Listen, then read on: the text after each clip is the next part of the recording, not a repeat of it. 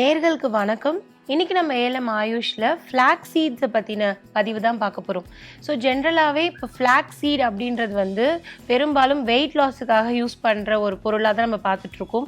But flag சீடுக்குன்னு நிறைய மகத்துவம் இருக்குது. அது ஒன்று ஒன்றா என்ன அப்படின்றத நம்ம விரிவாக பார்ப்போம்.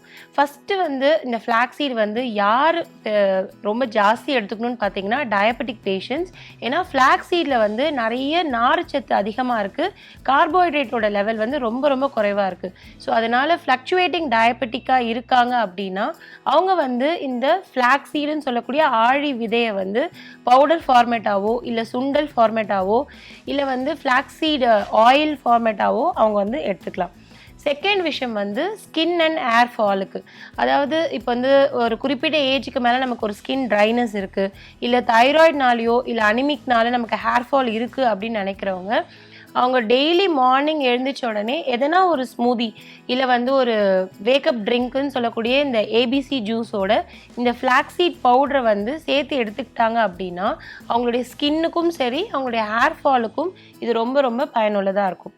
மூணாவது விஷயம் வந்து டைஜஸ்டிவ் ஹெல்த், அதாவது இப்போ நமக்கு நிறைய அசிடிட்டி இருக்குது, இல்லை நெஞ்சு கரிச்சல் இருக்குது, இல்லை வந்து மோஷன் சரியாக போகாமல் இருக்காங்க, கான்ஸ்டிபேட்டடாக இருக்காங்க, அதே மாதிரி பசியோட தன்மை வந்து ரொம்ப குறைவாக இருக்குது அப்படின்னு இருக்கவங்க வந்து இந்த ஃப்ளாக் சீட் பவுடராகவோ இல்லை ஃப்ளாக் சீடாகவுமே அவங்க எடுத்துக்கிட்டாங்க அப்படின்னா அந்த உணவு குழாயால் ஏற்படக்கூடிய உபாதைகளுக்கு வந்து இது ரொம்ப நல்ல ஒரு தீர்வாக இருக்கும். நாலாவது முக்கியமான விஷயம் என்ன அப்படின்னு பார்த்தோன்னா, ஜேர்னல் ஆஃப் நியூட்ரிஷன் அப்படின்ற ஒரு இதில் வந்து ரிசர்ச் மூலயமா இந்த ஃப்ளாக் சீடையும் வால்நட்டையும் சேர்த்து எடுத்துக்கிட்டாங்க அப்படின்னா வெயிட் லாஸுக்கு இது ரொம்ப ரொம்ப பயனுள்ளதாக இருக்குது.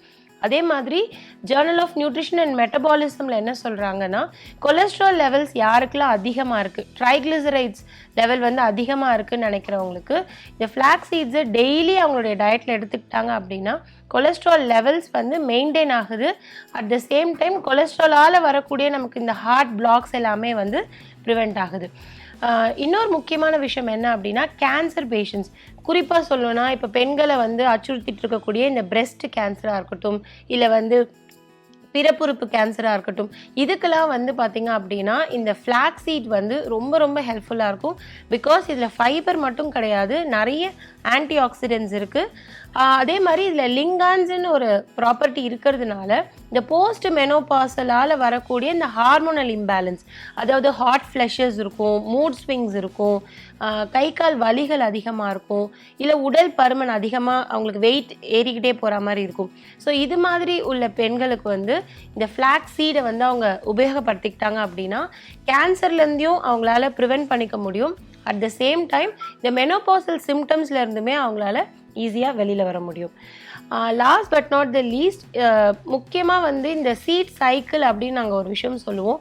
அதாவது நம்ம வந்து இப்போ ப்ராப்பராக வந்து நமக்கு வந்து இந்த மாதவிடாய் வந்து சரியாக வரலை, இல்லை வந்து மாதவிடாய் முடிந்த பெண்களுக்கு வந்து பார்த்திங்கன்னா நிறைய இந்த ஹார்மோனல் ப்ராப்ளம்ஸ் இருக்கிறதுனால அவங்களுக்குமே வந்து பார்த்திங்கன்னா அதாவது ஃபஸ்ட்டு டேலேருந்து 14th டே வரைக்கும் பூசணி விதையும் இந்த ஃப்ளாக் சீட்ஸையும் சேர்த்து எடுத்துக்கிட்டாங்க அப்படின்னா அந்த இர்ரெகுலர் பீரியட்ஸ் வந்து அவங்களுக்கு ரெகுலர் ஆகும்.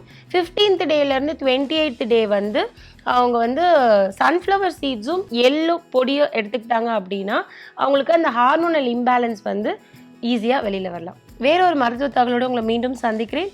நன்றி, வணக்கம்.